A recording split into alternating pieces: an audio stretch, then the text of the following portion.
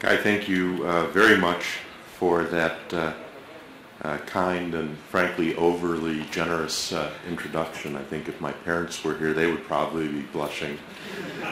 But it's always a pleasure to be able to come to Israel, which I do quite frequently. I have probably an additional singular honor, which is I may be one of the few members or honorary members of the Israeli Society of Surgical Oncology whose spouse is also a member, and I'm very proud of that, of course. And it's a tremendous privilege to have the opportunity to share the morning podium with two other friends and colleagues, Professor Swallow and, of course, Professor Hershko. We're going to go from the sublime to the almost impractical. When Chaim Gutman contacted me, he asked if I would talk about how do we develop a consensus for a ultra-rare problem such as retroperitoneal sarcoma. And we have been involved in some activities that I'd like to briefly describe this morning. So just to put this in perspective, and this is American Cancer Society data from 2014, United States data, leiomyosarcoma, liposarcoma are the two most common histologies in the retroperitoneum, but there's only 900 cases or so in the entire United States. And so if you do the arithmetic and extrapolate to Israel, there's maybe 20 such patients a year here. And so how do you build a consensus around such a rare entity? We know that these are high-risk tumors because of their deep location and large size upon clinical detection typically. About half of these are high-grade. A significant percentage are well-differentiated, and those have a very different biologic behavior, as we'll describe in a moment. Because of the location in the retroperitoneum and critical other anatomy, incomplete resections are all too common. And so the overall 5-year survival rate is a disappointing 30 to 60% depending on the series. And that's much less than the more common extremity sarcomas where an ultimate salvage can be achieved with amputation, at least potentially. The problem is local control, and so the overall incidence of distant metastasis is less, and 90% of the deaths are due to local recurrence. And it's this lack of standardized approaches to this disease that is the hallmark, the driver in some ways, of this local recurrence problem. Now, we're further complicated by the reality that we don't have standardized, effective staging systems to describe retroperitoneal sarcoma. So the current AJCC UICC 7th edition staging system tells us that most resectable retroperitoneal tumors would be what we call T2, N0, M0, and then grades 1, 2, 3. The reality is that this staging system is based only on grade, in that grade 2 and grade 3 have equivalent survival, so there's really only 2 stages. And not only that, but this non-descriptive and somewhat non-responsive system has never been verified for recurrent disease. And so to just illustrate the problem graphically, here you can see stage 1, stage 2, and stage 3 sarcoma, and you can see that the Kaplan-Meier plots for stage 2 and stage 3 overlap. And that means that you basically just have 2 different criteria, which is just simply not informative, not only for prognosis, but for treatment planning purposes.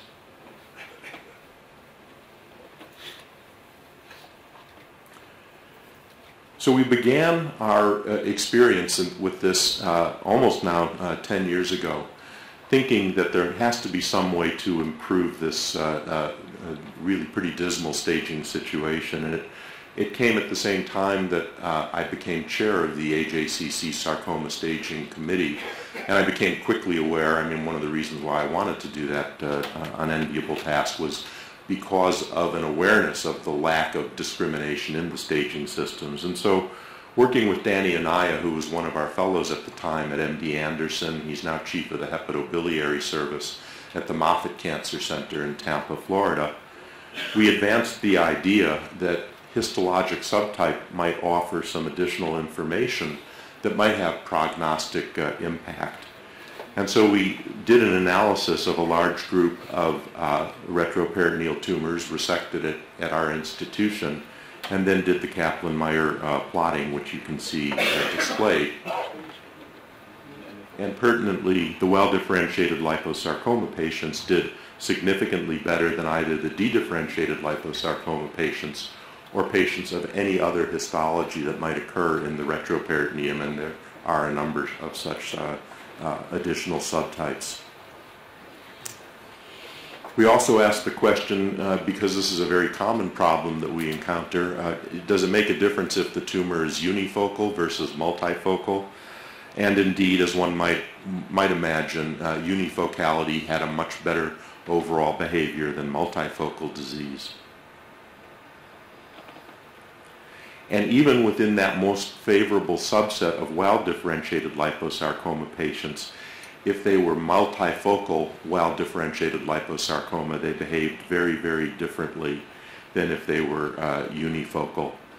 We took this information and did a multivariate regression analysis demonstrating that the most powerful driver was the presence of non-atypical lipomatous tumor or non-well-differentiated liposarcoma underlying histology, followed by multifocality, and that was actually more important than compared to unresectable versus complete resection disease. Again, probably pointing to the very unfavorable overall biology of the system.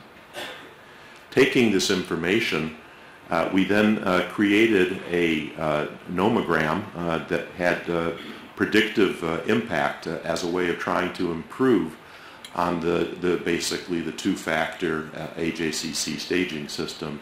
And this was a paper that we had the opportunity to work on with Danny Anaya, but it also included Guy Lahat when he was a member, other members of the faculty at MD Anderson, and Dina Lev.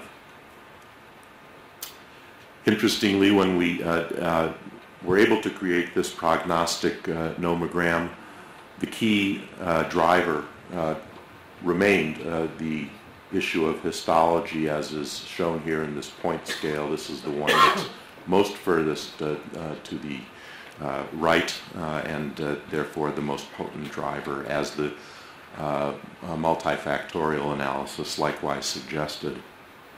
So that's where we were in 2009. And in 2010, the group from Milan, Italy, with whom we had not begun a working relationship, submitted this paper for publication in Cancer. It was a journal that I had the opportunity to be editing at the time. And I was very intrigued because I thought, geez, here's another nomogram describing this same rare set of tumors. And I was particularly intrigued by the fact that in their nomogram, they also observed that histologic subtype was the most powerful predictor. And so I thought, geez, here's an opportunity potentially to reach out and work together to create an even better mousetrap, as it were. And so we approached Alessandro and then several other colleagues, including Fritz Eilber at UCLA, and we decided to merge our three data sets to see if this would give us even more statistical strength, a better tool or a better lever, if you will. And this work was subsequently presented at the ASCO meeting in 2012. And just to give you some information from that series, this was the overall survival pattern, which leveled out at a fairly tight confidence interval, about 60% at greater than 10 years. And that's actually an important piece of information, because the patterns of failure with retroperitoneal sarcoma as a group extend out over longer periods of time. And so if you see a manuscript that is talking about 3-year survival rates or 5-year survival rates, you have to be a little bit skeptical, because the survival is determined over a much longer time axis, and a 10 to 15-year index is a much more useful way to look at the disease itself. And the overall survival from this series is depicted in this graph. Likewise, we looked at the local recurrence rate, which at 7 years was about 33%, as well as the distant metastatic rate, which remained low, again pointing to the problem, even over time, as a problem of local recurrence that may or may not be resectable.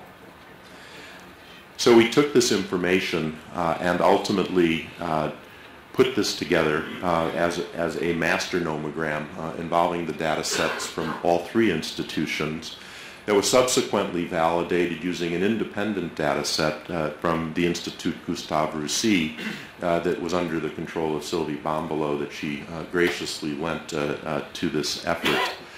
This resulted in a publication in the Journal of Clinical Oncology several years ago. And this year, we're just now finishing the work involved in generating the information for the 8th edition of the AJCC staging manual. And for the first time, we will now have nomograms in the manual, and this will be included as well.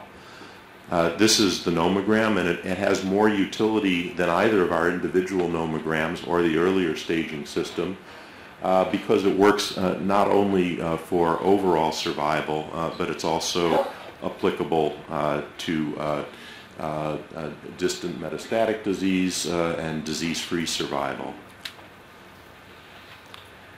Very tight concordancy between the predicted and the observed information. And so we were able to conclude that multi-institution validated overall survival and disease-free survival nomograms that are specific for the retroperitoneal tumors, and these can be more useful in assessing prognosis than the AJCC staging system. And therefore, we were able to justify its inclusion in the current system, and that manual is now going into press. And the other aspect of nomograms which are useful is that as molecular insights and molecular staging and prognostic factors become available, those can be readily incorporated into the nomogram by making use of this very large initial database, and then by bootstrapping you can simply see if the addition of a molecular factor will tighten the confidence intervals of the regression line, and if it does, that means that it's actually adding information, and if it doesn't, that means it's not adding information, and so it can be assessed and ultimately discarded. This is a summary of the changes in the AJCC staging for soft tissue sarcoma that will be appearing in the 8th edition that will be published later this year. Because of the complexity of this disease site, it is now split into 6 subchapters, and a number of changes have been proposed. You can see here for the retroperitoneal sarcoma staging subchapter, the incorporation of this nomogram evaluated as level 1 evidence. Just for completion, these are the 2 major changes, not only the nomogram, but also we're adding the additional discriminator that the T status is now T1, T2, and T3. The old T status was just T1 less than 5 centimeters versus T2 greater than 5 centimeters, and yet we know that size in the retroperitoneum is a continuous variable up to about 20-25 centimeters. And so one can argue that T3 status doesn't even fully describe the biology, but at least it's a change in the right direction. So these shared nomograms led to another additional issue, and that is what is the actual extent of surgery that should be performed for these patients as a way of maximizing the likelihood of becoming a long-term survivor. And there were two different points of view that emerged, not only from the nomograms themselves, but from the sidebar conversations that took place across the Atlantic at that time. Our European colleagues advocate very strongly for extended radical multivisceral resection as being critical to improving outcomes, whereas in the States we were more concerned that in some subsets of patients, perhaps defined by histologic subtype, that approach would be overly aggressive and that the more extended operations should be reserved for less favorable histologies. I would point out that these two approaches are not necessarily incompatible, but it led to a series of dueling editorials that showed up in the literature, and finally Alessandro and I wrote this paper together stating that it was time to consider a consensus between these two different approaches to see if we could create some common ground that would enable us to have a more unified approach. So some of the data that undergirds these contentions. It is true that in this disease, achieving negative margins is at the first operation is critical to overall survival. This is data by our friend Sam Singer from Memorial Sloan Kettering. And yet, I would challenge this from one very narrow technical perspective. If you think about a sphere that's 15 centimeters in maximum diameter in 3 dimensions, and you then render that as a 2-dimensional plane, you may have a surface area as big as a half or even a 1 meter squared. And if a pathologist makes 20 or 30 slides of that now planar surface, they may be sampling 3, 4, 5% of the total surface. And so I always take the statement that this was a negative margin resection with a big grain of salt because it may just reflect the fact that the area of microscopic positivity was simply missed by that more cursory analysis. That caveat in mind, nonetheless, as was written by Dave Linehan when he was a fellow at Memorial, when feasible, aggressive surgical treatment to include involved contiguous organs is mandated. And as Murray Brennan, our friend, has told me many, many times before, the best sarcoma operation you can do is the one before the one that you're doing, given the scar tissue and the problems that repeat surgeries imply, and everyone in the room is all too familiar with that. It's important to bear in mind that with each subsequent retroperitoneal sarcoma recurrence, the likelihood of complete resection decreases, whereas the likelihood of unresectability increases. So it does put a premium on trying to get this as right as possible the first go-around, which in some way emphasizes the same point that Dr. Swallow was making in a different disease site earlier this morning. Now, several European series demonstrate the utility of extended resections in retroperitoneal disease.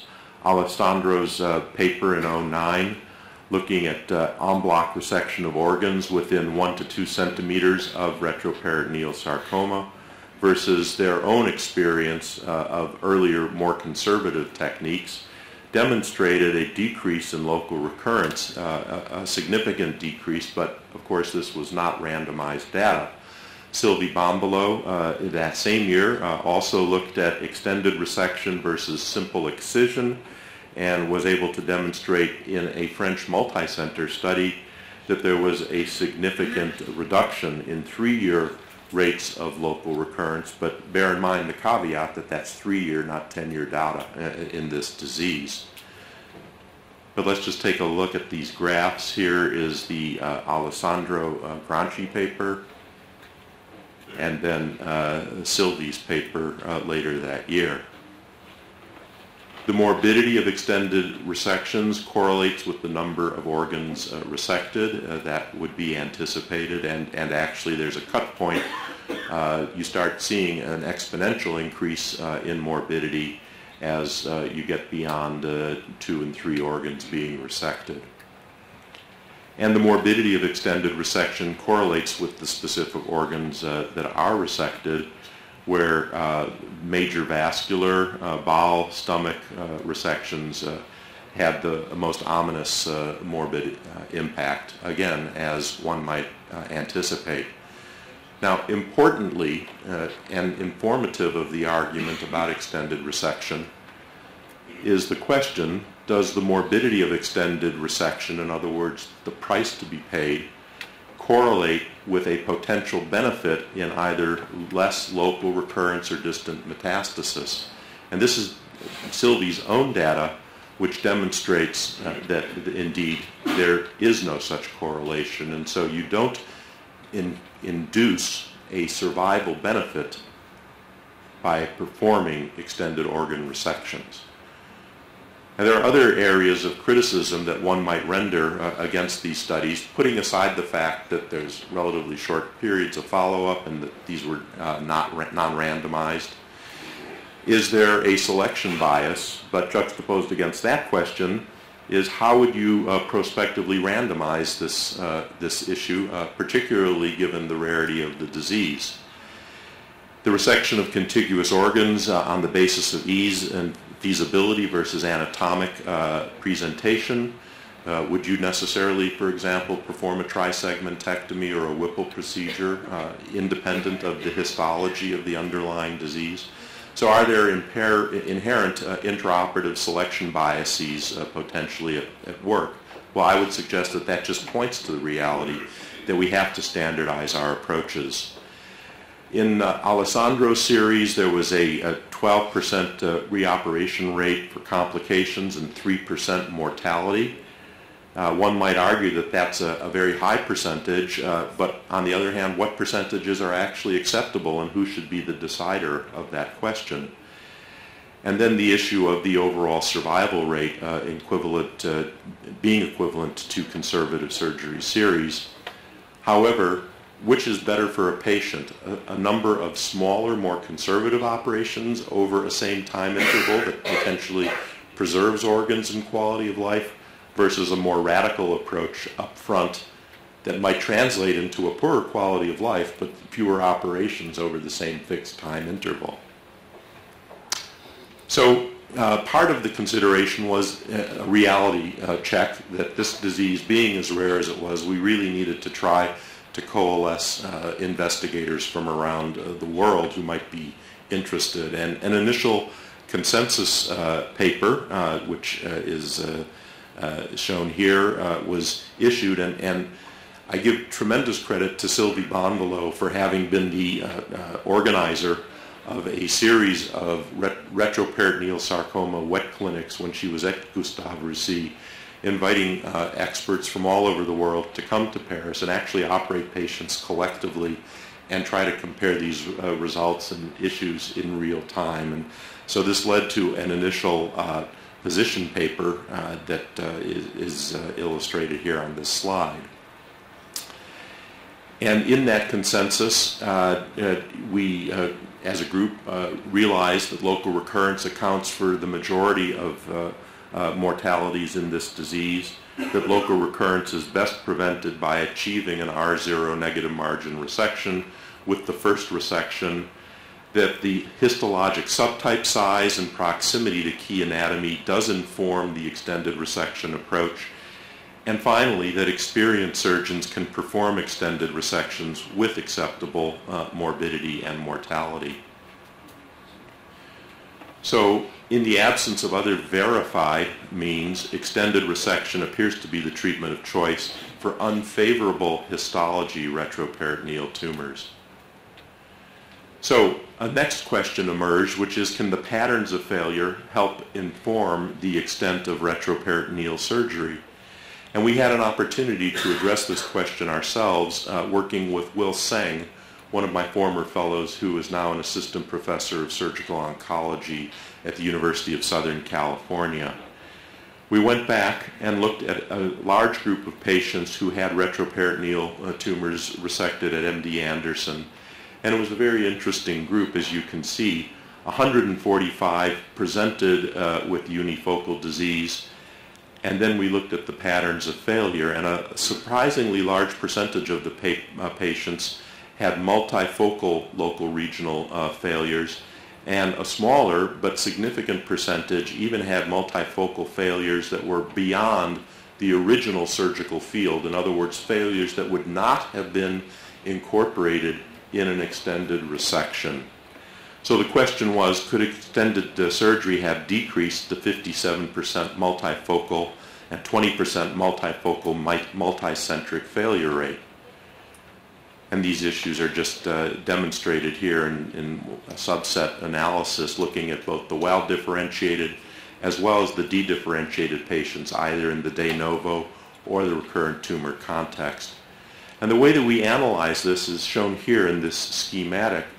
Working with one of our radiologists at MD Anderson, John Madewell, we designed a retroperitoneal analytic schema that actually divides the retroperitoneum into a number of discrete anatomic compartments that could then be analyzed using the scans from those patients. The bottom panel here would show this is a multifocal failure, and this is what we would call a multifocal multicentric failure. Just some examples of these patients. These are pairs of individuals. The green is the pre-op, and then here's a failure post-operatively. An additional example here in the pelvis, and then failing in the renal hilum, left upper quadrant, and lower, and then upper. And so these are examples of the type of multifocal, multicentric failures that we will sometimes see with these patients. We know that multifocal prognosis is better than multicentric, and a busy slide just showing the actual breakdown, but identifying the prevalence of multifocal and multicentric failures. So armed with this additional information, and under the leadership of Alessandro Granchi, a transatlantic retroperitoneal working group was assembled to try to answer these questions, and these are the founding members, including Dr. Swallow, who not only has interest in rectal cancer, but also in retroperitoneal tumors. And that resulted in a consensus approach initially published by this group that includes the following key components. First of all, it's pertinent, given the rarity of these diseases, to refer to a center with expertise, preferably actually before biopsy, because how biopsy is performed can make a difference in terms of the ultimate outcome of the patient. The staging and preoperative assessment includes CT scans with infusion and image-directed core needle biopsies. The primary surgical approach is one of complete gross resection with contiguous organ resection individualized, so making individual decisions about kidney resection, for example, where we know that 2 kidneys are necessary for ifosfamide dosing, and whether or not that patient would need ifosfamide either then or in the future. Duodenum, bladder, these are significant issues that are non-trivial, smaller segment of intestine incontinuity type questions. And certainly the care of the patient with the well-differentiated liposarcoma lesion needs to be individualized, given that the biology, as we have established, is so very different. Adjuvant and neoadjuvant treatments, chemotherapy should be individualized, particularly thought about in the neoadjuvant context for patients who have borderline resectability or less favorable histology. And then the use of radiotherapy, intraoperative radiotherapy has not been particularly helpful with this disease, although there's basically no prospective randomized information in that regard. This is more an anecdotal observation. We're all waiting for the results of the external beam radiotherapy trial being currently conducted by the EORTC that is reaching their accrual targets, and the analysis will follow. It's comparing surgery alone to surgery with radiotherapy in this large multi-study trial. Now finally, just putting it all together in a flow chart. Patient with retroperitoneal sarcoma, initial assessment is, are they resectable versus unresectable? If they are unresectable, we would consider surgery only for patients with well-differentiated liposarcoma and only to palliate symptoms if there was no other option available to those patients, a debulking type of procedure or a procedure potentially to relieve a single focus of a bowel obstruction. Otherwise, chemotherapy versus observation depending on patient preference. If the patient did select chemotherapy, then they could be reassessed for resectability later on. On the other hand, if they are resectable, we recommend that they go to surgery and have a resection and consider neoadjuvant therapies as we have discussed.